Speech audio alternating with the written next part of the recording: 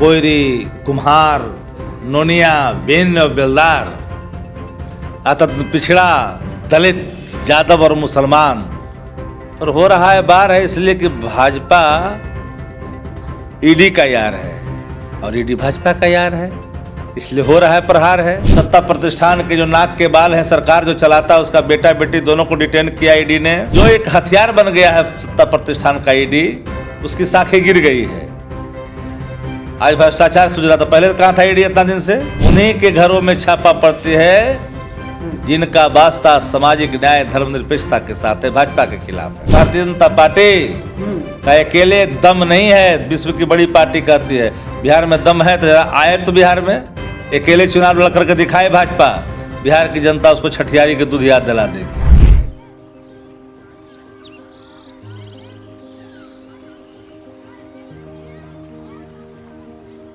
एक बात बतावा, तू हमेशा बड़े बाजार से होकर घर काहे जात बार?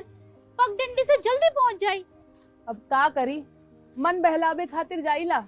सामान खरीदे हैसियत ना बा, उ देख के मन के समझा लेतानी। बात ता सही कहता।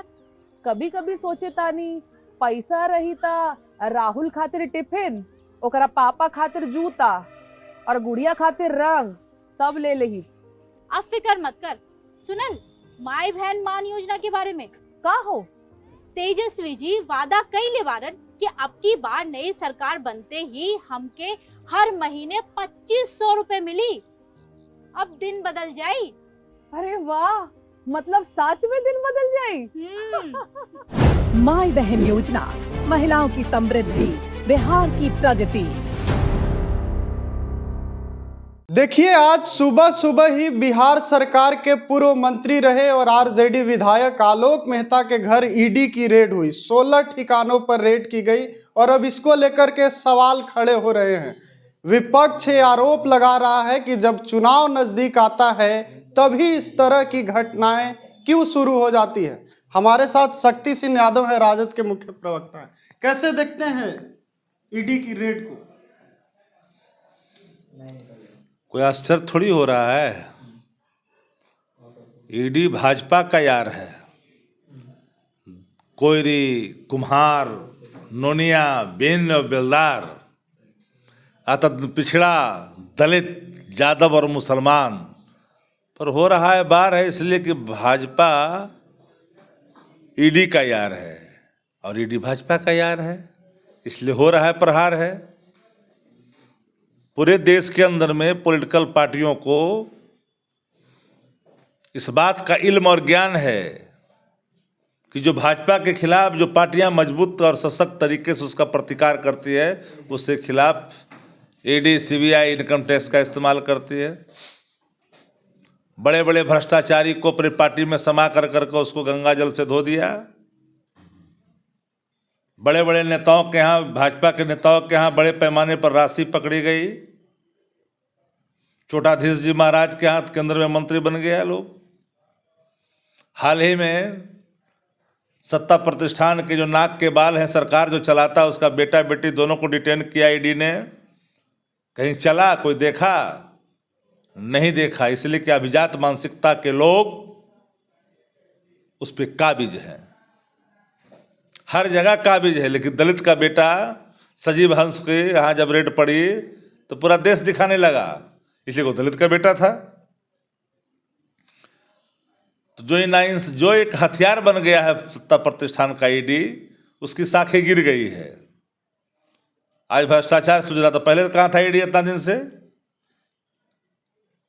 चुनाव आ गया बिहार में माथे पे, शुरू हो गया है। पिछड़ा दलित पर तो बार करेगा ही ना, इसलिए कि ईडी भाजपा का यार है। इसके पहले फैयाज अहमद साहब के यहाँ भी किया था। क्या लगता है सर, आलोक मेहता पिछड़े हैं इसीलिए रेड हो गई? पूरे जगहों पर चारों तरफ उन्हीं के घरों में छापा पड़ती है जिनका वास्ता सामाजिक न्याय धर्मनिरपेक्षता के साथ है, भाजपा के खिलाफ है। भाजपा का रेड कहाँ हो रहा है बता दो? बड़े बड़े उद्योगपतियों के यहाँ कहाँ हुआ रेड? जिन लोगों ने पूरी सरकार की खजाने खाली कर दी उस पर कहाँ हुआ? कई अधिकारियों के पास कहाँ हुआ?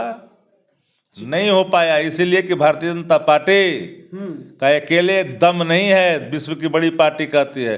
बिहार में दम है तो जरा आए तो बिहार में अकेले चुनाव लड़ करके दिखाए भाजपा, बिहार की जनता उसको छठियारी के दूध याद दिला देगी।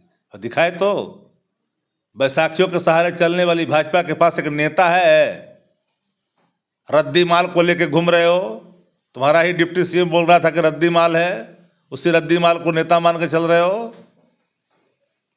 चिराग तो है सर भाजपा के साथ, पर उनके भी करीबी हुलास पांडे के घर छापे मारे। इसीलिए मारा गया कि ज्यादा फड़फड़ाइए मत, जो सीट देंगे उतने में रहिए।